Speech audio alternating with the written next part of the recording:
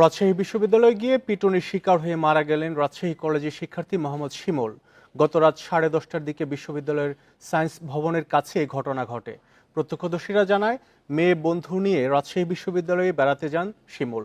এক পর্যায়ে তারা আড়ালে গেলে শিক্ষার্থীরা শিমুলকে ধাওয়া এবং মারধর করেন। আহত অবস্থায় রাজশাহী মেডিকেলে নেওয়া হলে চিকিৎসক মৃত ঘোষণা করেন। হাসপাতাল কর্তৃপক্ষ জানিয়েছে, উদ্ধারকারীরা প্রথমে ঘটনাটিকে সড়ক দুর্ঘটনা বললেও পরে জেরার মুখে পিটুনির বিষয়টি স্বীকার করেছেন।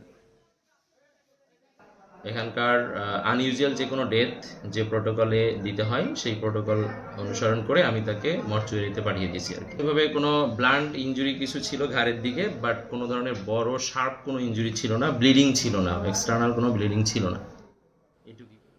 এ নিয়ে আরও জানাতে রাজশাহী থেকে যুক্ত হচ্ছেন সহকর্মী মুস্তাফিজুর রহমান। মুস্তাফিজুর রহমান, এই ঘটনা এখন পর্যন্ত কাউকে আটক করা হয়েছে কিনা, আর বিশ্ববিদ্যালয় প্রশাসন কি বলছে বা পুলিশ কি বলছে?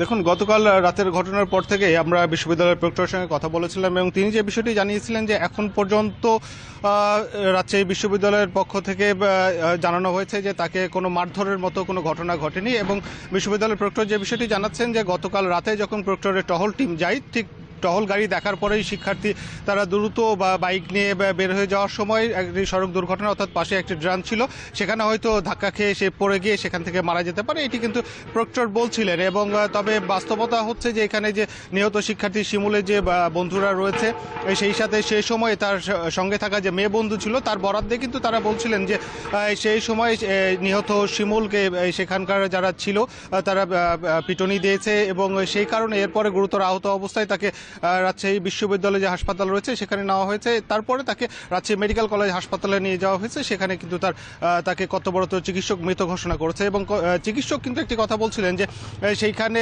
যেহেতু অ্যাক্সিডেন্ট যদি করে থাকে, বিশেষ করে বাইক অ্যাক্সিডেন্ট করে থাকলে তার গায়ে হাতে একাধিক ক্ষত দেখার কথা, কিন্তু সেটি কিন্তু তার দেখা যায়নি বা তার এক্সটার্নাল কোনো ব্লিডিংয়ের বিষয় নয়। এবং চিকিৎসক বলছিলেন যে তার মৃত্যুর কারণ, সম্ভাব্য কারণ হিসেবে কিন্তু চিকিৎসক নিরূপণ করেছিলেন যে তার এক্সটার্নাল ব্লিডিং হয়েছে, এটি কিন্তু চিকিৎসক বলছিলেন। এবং সেই সাথে তার বন্ধু, নিহত শিমুলের বন্ধু এবং তার সাথে থাকা মেয়ে বন্ধু কিন্তু একটি দাবি করছিলেন যে সেইখানে তার বন্ধুকে অর্থাৎ শিমুলকে মারধর করা হয়েছে, সেই কারণে শিমুল মারা যেতে পারে। এটি কিন্তু নিহত শিমুলের বন্ধু, মেয়ে বন্ধু এবং সেই সাথে তার যারা বন্ধুরা ছিল, ছেলে বন্ধু ছিল, তারা কিন্তু এই দাবিটি করছেন।